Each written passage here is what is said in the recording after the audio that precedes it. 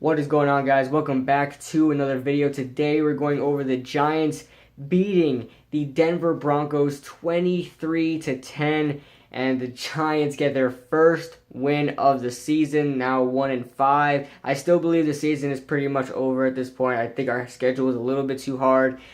But I think this is a great start. I think this is just some motivation for the team. I don't want us to all be down and out. I'm not the one to say that, oh, let's tank the rest of the season so we can get one good player. And that's not what I want to do. I'm not going to risk the whole season just to get like a Saquon Barkley or Josh Rosen or whatever the Giants think about picking up. But what a game this was. We didn't ask too much of these young, unexperienced wide receivers. You know, Travis Rudolph didn't do anything. Ed Egan didn't do anything. Tavares King didn't do anything. But our rookie tight end, and I think this is the best rookie tight end in last year's draft. And there were some good ones too. You got some O.J. Howard, David Njoku, George Kittle, Gerald Everett, a bunch of other guys. That's that Jeremy Sprinkle guy. I believe he's a rookie too. There are a bunch of tight ends in this draft, and none of them are as good as Evan Ingram. And a lot of people were saying, oh, he can't pass block. He can't pass block. It doesn't matter. Or run pass block or run block. He doesn't need to do that. Does Jimmy Graham block in any way? If you say yeah, you're completely lying, because he does not block for anything. The guy wants to be a wide receiver. So you can be a great tight end without blocking, and that's exactly what Evan Ingram is. On top of that, he gained more weight in the NFL than in college. He's much heavier now and actually looks like a tight end on the field. So, well, what a day from Evan Ingram. I wanted him to get over 100, but it's okay. On the ground, my man Orleans Darkwa got over 100. His first 100-yard game, 100-plus yard game of his career. Orleans Darkwa. I've been saying Orleans Darkwa should be starting for us, and you can go back in the videos. I know there'll be a lot of videos and a lot, it'll be a lot for you guys, but I've been saying this ever since Orleans Darkwa was wearing the number 43 for the New York Giants. In 2000, and I believe 2014, it was when we got Orleans Darkwa, when we traded for him. I don't know, we didn't trade for him. We picked him up off the Dolphins practice squad. That's what we did. And, he came in. I didn't know who he was, but I loved the way he ran the ball. He didn't run the ball for much yards, but you guys know when you see a good player, they're not, even if they're playing on a bad team. At the time, the Giants were worse than we are now. And you could see how he carried the ball. You could see how he ran and his vision and how he, his effort and stuff like that, his speed, just his physical attributes and his knowledge, his football IQ. I definitely saw that in Orleans Darkwa, and this is the game he actually finally, without a doubt, proved me right. He's had some good games where he was the change of pace back, kind of came in a couple downs and let him go. But I mean, phenomenal job from Orleans Darkwa. The vision was excellent. The run blocking was excellent too. We got to give it to the offensive line, and the offensive line rotation this game was Eric Flowers at left tackle. That didn't change it. He's actually not doing too bad these past couple of games. He's been doing all right. I know that Eli's been getting the ball out pretty quickly. That's definitely a reason, but I can definitely see Eric Flowers doing a little better than usual. He still allowed a sack today, but it wasn't his fault. Eli was trying to leave the pocket. So, anyway, it was Eric Flowers at left tackle, John Jerry at left guard, who had an amazing block at the goal line, which helped Orleans Darkwa run out straight up the middle. And Brett Jones, who also contributed on that play, and also did a great job run blocking in the middle. And I'll get to something in a minute, but at right guard, it was DJ Fluker, who did a great job run blocking. I mean, this guy was mauling people. I don't know why we spent so much time until we actually started the guy. He was the only big name on the offensive line that we got in free agency. Everyone was not so much excited about DJ Fluker, but they wanted to see what he can do. He was like pretty much the only guy we really got at the offensive line position that people were like, oh, he's going to change this offense. He's going to help change the offensive line, and we haven't started him until now. And look what he did. He did great as far as run blocking. He pancaked 2 guys in this game. So great job. And then Jason Pierre-Paul at right tackle did a decent job with against Von Miller. This is a Justin Pugh who's been playing left guard for a year and a half now. So, I mean, to come back at right tackle and face a guy like Von Miller, and instead of the usual defensive tackles you've been facing, helping out, getting help with the center and stuff like that, you're by yourself with Von Miller. He did pretty well. And also, Mike Sullivan was calling plays this game, and he did a great job play calling. He stuck with the run. Even when we lost 4 or 5 yards, what happened? We ran the ball again, and we gained more yards. Listen, the Denver Broncos were the best. I thought they were the second best. No, they were the best run defense in the NFL before this game, and we ran all over them. Why? We were consistent.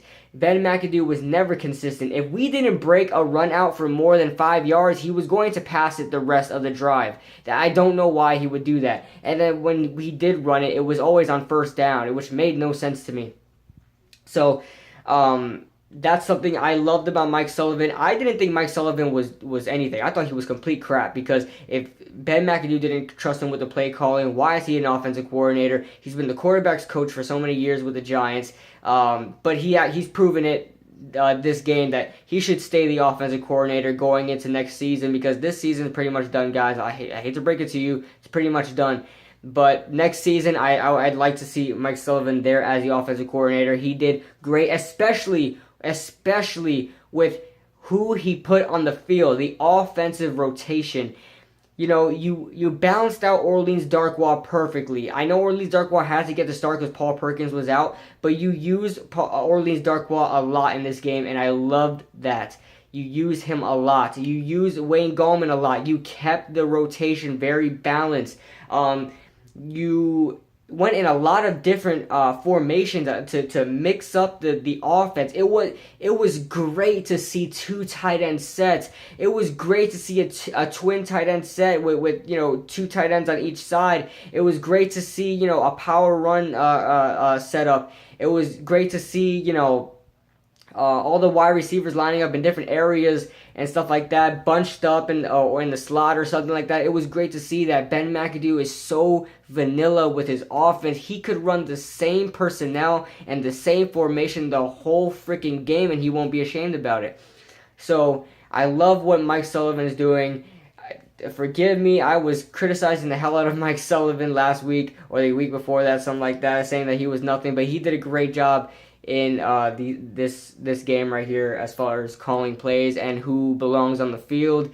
Thought he distributed the ball very nicely to people who deserved it. As you can see, I think Ben McAdoo would have threw to Ed Egan, probably would wanted Eli to throw to Ed Egan about 10 times in this game. So a good thing Mike Sullivan was smart enough to have Evan Ingram as the number 1 guy in that passing offense. So let's get on to the game. I've spent 8 minutes talking about this. Let's get on right into the game. We start off with a 3 and out. I'm thinking here, like, okay, we got 3 and out. Denver's starting a little slow. Trevor Siemian's, learning and stuff like that and whatever. But we get a 3 and out. We get the ball back and we move down the field. And unfortunately, we can't score. But it was so satisfying to see us move right down the field at the beginning of the game. I mean, I think every single game we've had so far, I think our opening drive, we went 3 and out. Or either that, or we got maybe 2 or 3 first downs before we went, to punt the ball. I don't think we've ever scored on the first drive this season so far. A field goal is fine with me. We get the field goal and we move on. I know at the end of the day, it's still Ben McAdoo's call to kick a field goal, and I'm happy that he's been doing that now. I think he learned from Los Angeles, learned from Tampa, learned from Philly, especially that freaking Philly game. Oh my God, we could have won that game. But yeah, now he's decided to kick field goals, and I'm a Madden player, I get that, but I also, when I play Madden, I use my actual football knowledge when I play. I kick a lot of field goals, and it may seem very cheesy, may seem very, just cheesy, that I'm cheating my way into winning, but that's how you win games. You kick field goals, whether it happens in Madden or whether it happens in real life, you always have to kick your field goals, build up the points, because just like in that Kansas City game, for example, I know I'm going all over the place with this, but I'm just saying, in that Kansas City game, I'm telling you right now, if Kansas City would have kicked that field goal when they were, I think it was 12-10 at the time, they decided to go for it. They could have been up if they kicked that field goal, that initial field goal that they went for it, and they did not convert. They could have been up 13-12, and say whatchamacallit, Pittsburgh doesn't get that immaculate catch. I don't even know how to say that word, but immaculate reception or whatever by Antonio Brown. Say that was somehow incomplete, you guys would be sitting on a lead right now, and you guys could have won that game. All these events differ by if you're up or not, whether a team is motivated or not. You always got to kick your points. Always got to kick your points. So, I've been all over the place. My bad, guys. So, anyway, as far as defense goes, let's go on to the defense real quick. The defense played great. Landon Collins got an interception, and he actually played great. Great comeback game for Landon Collins because he's been pretty bad as these past few games, actually the whole season. Janoris Jenkins comes up, and he makes a great play intercepting the ball, totally jump cutting it, returns it for a pick six right before the half. Amazing timing by Janoris Jenkins. He also ripped the ball from, I believe it was Demaryius Thomas. He was all over Demaryius Thomas this game. He almost ripped it twice. The second time, Demaryius Thomas had his hand down. And real quick, Al Michaels is a complete moron. I hate the commentators for Sunday Night Football. I hate them. Like when Demaryius Thomas, I knew it wasn't a fumble. They went into commercial break because they needed ads. Okay. So, Demaryius Thomas almost fumbled as Janoris Jenkins ripped him to the ground. It was obvious it wasn't a fumble. And Al Michaels just says something so stupid. He says, it looks like the ball is coming out almost simultaneously as his elbow is hitting the ground. And I'm like, this idiot. I mean, that's the reason why the ball came out in the first place, because he was down by contact, because his elbow hit the ground and it forced the ball out. Of course the ball is going to come out simultaneously as his elbow hits the ground. I can't stand Al Michaels. He's a complete retarded commentator. Same thing with Chris Collinsworth, but anyway. So the defense played great. B.J. Goodson played great. He came out with an injury but came back and he played great. Really had some great tackles on the running backs when they were trying to get out and loose. Handled some tight ends too, and B.J. Goodson had a good comeback game because he's been struggling. He struggled a lot against Melvin Gordon last week, and he came back and did pretty well against Jamal Charles that I seen. So let's get right onto the stats. Eli Manning, 11 of 19, 128 yards, 1 touchdown. He didn't do much, but we didn't need him to do much. We actually got a running game going. Trevor Siemian, 29 of 50, 376 yards, 1 touchdown, and 2 interceptions. Oh my God, was this the quietest 376 yards I've ever seen in my life.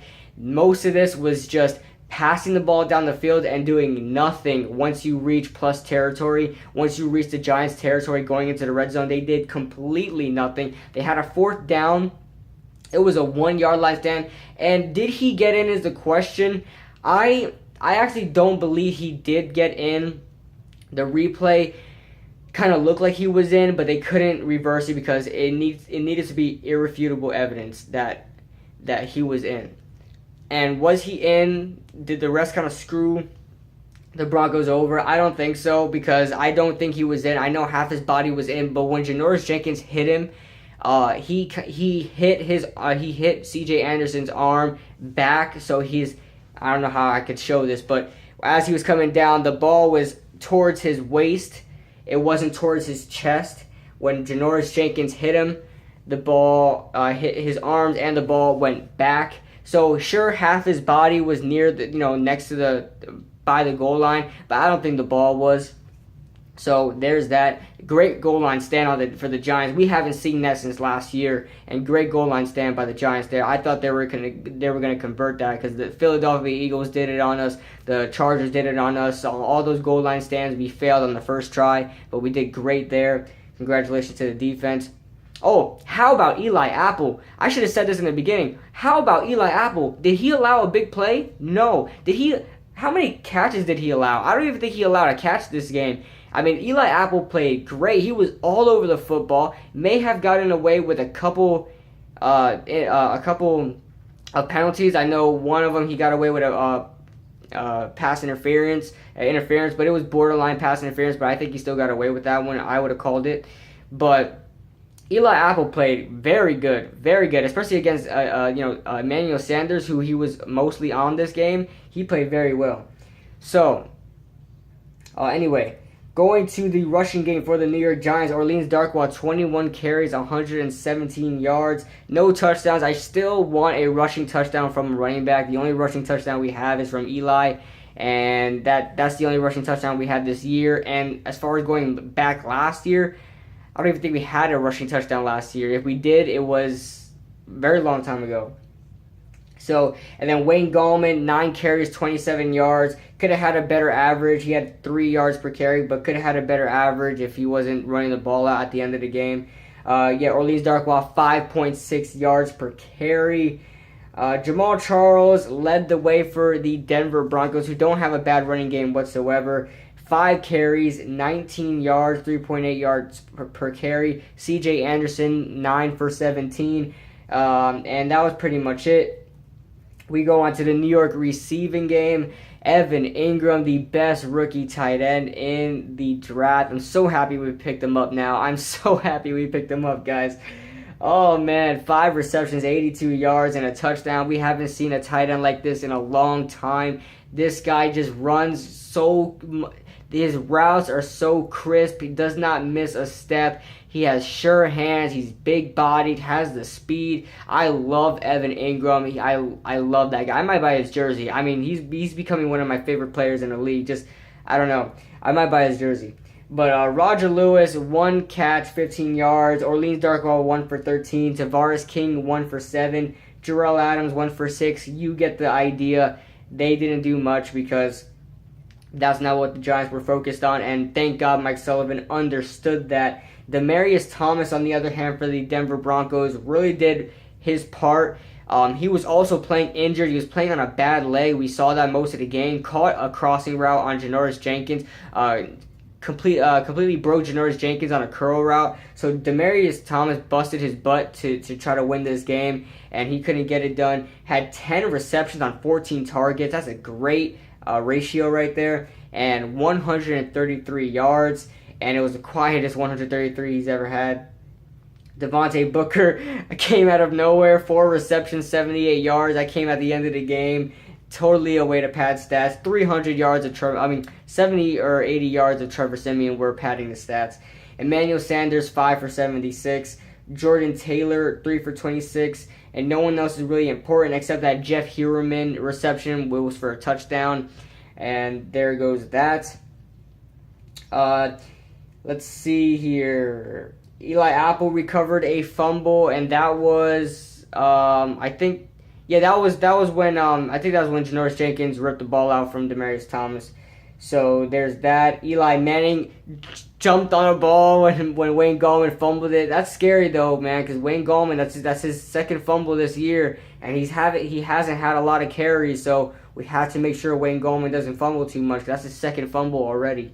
And I don't think Orleans Darkwa has fumbled that much already, and he's had way more carries. So he's gotta keep that ball intact because that's the way you can lose games. And Eli Manning jumped on that ball extremely quick. I've never seen Eli jump that quick before. Demaryius Thomas fumbled once, lost it. Trevor Siemian fumbled, didn't recover. And then Isaac McKenzie, he fumbled as well, and Trevor Siemian did recover his fumble, and Isaac McKenzie did recover his own fumble. So we go on to the defense, and this, I know you guys are all been waiting for this. Jason Pierre-Paul, oh my God! If you guys play Madden Ultimate Team, Jason Pierre-Paul is getting a Team of the Week card. I don't care what anybody says. This guy totally demolished Malik Watson. Totally demolished the other guy. I don't know, something Drews or something like that. What's his name? I don't know. I think number 77, the guy with the blonde tip dreads. I don't know his name. It's some right tackle that came in. I think Malik Watson got injured or something like that. But demolished them. let's start with tackles, 8 tackles, 7 solo, 3 sacks, 2 quarterback hits. This guy played great. Jason Pierre-Paul, all 8.5 fingers of him. And I gotta admit, I was really down on Jason Pierre-Paul. He hasn't been performing lately, and he definitely showed out this game. Then B.J. Goodson had himself a game, had 7 tackles for himself, had 2 pass defense, had some great plays stopping the run, had some great plays blitzing. He didn't get to the quarterback, but he had a great day pressuring Trevor Siemian, running right through the A-gap a lot of times. And Keenan Robinson almost had an interception this game, couldn't get to it. Almost had 2 interceptions in this game, couldn't get to it, but played pretty well. Janoris Jenkins played pretty well, 5 tackles. Eli Apple played really well, another 5 tackles. Darian Thompson, didn't really see too much of him lately. Damon Harrison almost had 2 sacks. He had a sack, but almost had another one. But, Trevor Siemian just got the ball out as he threw it, as he hit him. Calvin Munson left the game with a leg injury. Don't know the severity on that, but we'll see what happens. Calvin Munson, pretty expendable. He's a middle linebacker. I think B.J. Goodson's all right. And I know I wanted to get to somebody else. I don't know who I wanted to get to. But anyway, let's move on to the Denver Bronco defense. We got Justin Simmons leading the way, and he didn't do too bad. He didn't do very well on Evan Ingram. He sucked against Evan Ingram, but he didn't do too bad in pass coverage today. 11 tackles, all of them solo. 2 tackles for loss, and 2 pass defense. So great job by him. And Demonte Pecco was a real problem against our interior offensive line. Demonte Pecco did a great job. Had 7 tackles, had 1 tackle for loss. And like I said, just on the interior, he sometimes went unblocked, and it was a great job by him for Demonte Pecco. So with that being said, Aldrick Rosas hits 3 field goals out of 4. The 4th one was blocked. So there's that, but the 3rd one was blocked. That was his 3rd field goal attempt. It was blocked, and we definitely found our kicker, guys. But I'm trying to think of anything else to say because this was such a great game, guys. This was a great game. We move on to Seattle next week. Don't know if we're gonna win that game, but I'm definitely gonna have my hopes up. I don't think I'll pick Seattle. I don't think I'll pick New York to win the game, but I'll definitely be hoping for that. There was somebody I wanted to get to, man. I don't know who I wanted to get to. Somebody I wanted to talk about. Hold on. Now I remember. Devon Kennard. Now, listen, Devon Kennard hasn't been putting up numbers lately. I mean, he had 1 tackle this game, but every single game I've seen him get some pressure because the guy used to be a defensive end. So he knows how to get to the quarterback. The guy's been putting pressure on quarterbacks lately. Put pressure. I've seen in every single game so far that he's put pressure on the quarterback. He hasn't been getting there. Don't get me wrong, but the pressure is going to help the team, throw into coverage and stuff like that, help get interceptions and stuff like that. He's been doing a great job on blitzes. Like I said, he hasn't been able to get there, but definitely a big part in that. Dante Dion played in this game, didn't really allow too much, so Ross Cockrell is having a hard time adjusting in the slot. DRC hopefully will be coming back next week, so we won't have to see Ross Cockrell there too much. But that might mean Dante Dion might get cut because we won't need him, but it is what it is. But if there's anything I missed, guys, because like I said, I was all over, guys. But if there's anything I missed, just let me know, and we'll talk about it in the comment section. But yeah, we move on to Seattle next week. And yeah, guys, it was a great win. I'll be going to work with a smile on my face tomorrow. And yeah, I'll see you guys in the next video.